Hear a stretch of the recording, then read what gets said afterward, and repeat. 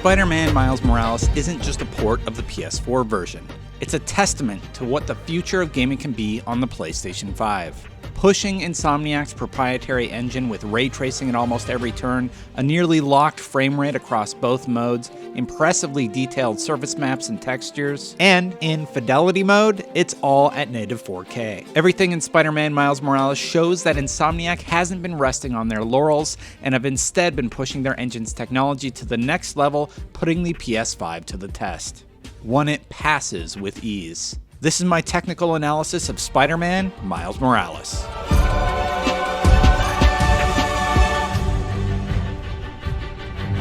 It's been impressive seeing what the first games can do on these new consoles, and one of the newer pieces of technology that's getting a lot of buzz, and rightfully so, is ray tracing. And in Spider-Man Miles Morales, it is everywhere. It's on buildings, in puddles, on cars, and it's even turned on when you enter photo mode on the PS5. This is crazy tech. There is no escaping it on this next-gen console, and it's truly stunning. It does so much to make New York appear that much more breathtaking. The technology they used in the past was largely screen space reflections, and it works well for the PS4 Pro, standard PS4, and even the performance mode. But when you start looking at the PS5 Fidelity mode side by side with even the PS5's performance mode, you get an idea of what you're missing out on with it turned off. It does a tremendous job of making each scene pop. As a person who's always preferred a higher frame rate, this is one game where you might find yourself truly torn. I've placed the Fidelity mode side by side with the 60 FPS performance mode here and slowed it all down to 20% speed to show the difference. There's a true fluidity that you simply lose out on when zipping across New York City on Fidelity mode. Selfishly, I want it all, but at the end of the day, this isn't a game where you need the frame rate to enjoy it.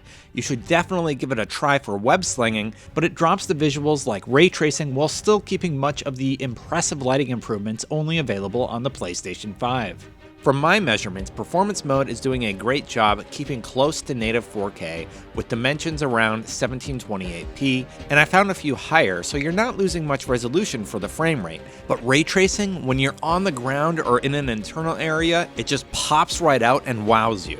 Here's what Insomniac's core technology director Mike Fitzgerald had to say about their 60 FPS performance mode and the choice it gives players.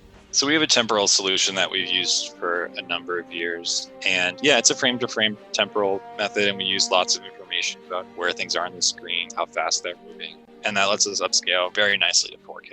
We have a really good method of blending between the resolutions when they flip, so you don't notice it. What that lets us do is really prioritize the frame rate over the resolution. I think the performance mode can go up to just under a full 4K, and then yes, down into the 1700s. We've heard so much of, it's a really hard decision, but I think that's probably a good thing because it means we're giving different options for different, types of players. You hear some people are like, I'm definitely doing the ray tracing thing, and others are saying, no, I'm definitely doing the 60 frames per second thing. And so it's nice. SSR, or screen space reflections, are still used on all the other platforms, and it's implemented quite well. One place all modes use that is on the water, and you'd have to be looking really close to see the reflections disappear in the distance as you're zipping past at 70 miles an hour. And on Windows, the cube maps as you climb up are slightly more noticeable, as on occasion they won't reflect something like the giant Avengers building behind me.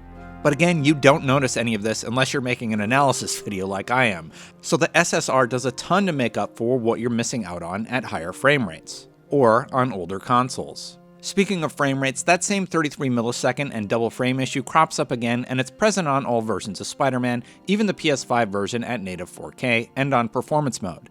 Here's what Insomniac had to say about this frame rate issue. One thing we do is we're really careful about camera cuts. We want to make sure you don't see cloth pops and things settling and things popping in afterwards, or any of the simulation type stuff that you usually do frame to frame. We don't want to do the camera cut and then have things be in a bad state, right? So a lot of what we do is pre-camera cut, simulate all the cloth in the scene for an extra frame or two, let some lighting settle and try and do it all behind the scenes before we show another one. And I bet there's some cuts in there where there's, we've ramped up a lot of the amount of cloth we're using in the game and stuff like that. And I'm almost certain that's what is happening there. And while you see these flutters in my analysis, it's literally one frame between camera cuts, and it's nearly imperceptible during gameplay on all platforms.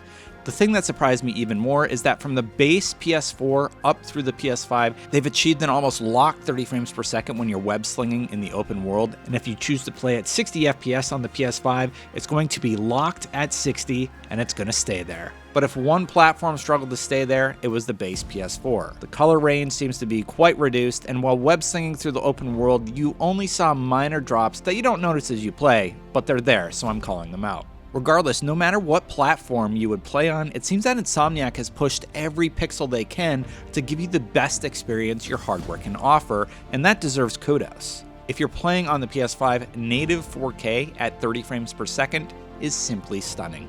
Here's what Insomniac had to say about developing for the PS4 versus the PlayStation 5. Yeah, so part of our work on this game was building in a robust sort of scaling system to have stuff run on all the different types of hardware. We have a lot of PS4 players on the base PS4, on the PS4 Pro, and we really wanted this game to be an awesome example of, tech on that hardware as well, and not only look at the PS5. The PS5 let us do more dynamic lights, obviously the ray tracing stuff that it's been focused on, but really just more nuanced dynamic lighting in general. And our lighting artists spent a lot of time in there saying, okay, we can turn these ones on for the Pro and these ones on for the 5. And okay, we need to compensate with this on the 4 if we don't have that in. And then HDR comes up, so there's all these different combinations of things. And we have some tools to help them manage that. Diving into some other technical aspects of Spider-Man, we can take a look at the character models on the PS5, which promise to have improved skin shading and spline-based hair, so it moves more naturally. Actually, the fur coat that Miles has on the subway in the opening is a really good example of this. That actually uses all this strand hair. And as you watch him walk around, you can see all the strands simulated. The city also has several improvements, including more characters on screen at any given time and a longer draw distance. I was able to catch their LOD system in action at a few points, like on this long city street.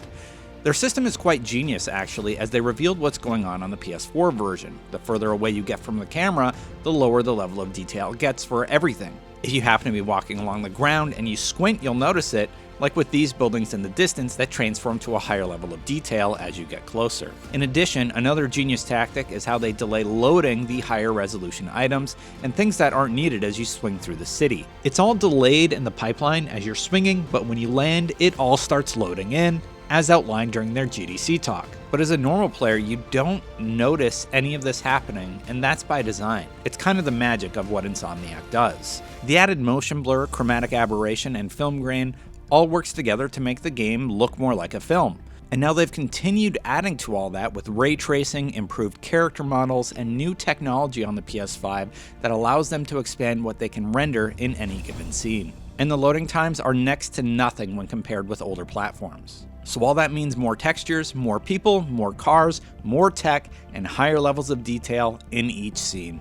I will say this though, no matter what platform you play on, even the base PS4, the game runs quite well, but the PS5 fidelity option should not be missed, especially if you want to see everything an engine like this can do for an open world game. The frame rate option is also impressive.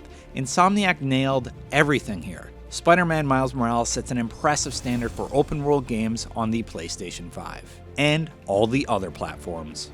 This is my second performance analysis piece for IGN, and I hope you liked it. I've been working to make better comparisons for IGN, so if you like this one, consider checking out my look at Gears 5 and the technology they've implemented to make it run at 4K 60 frames per second with the Xbox Series X. These take a ton of time and research for me to do, so with all honesty, just thank you for watching.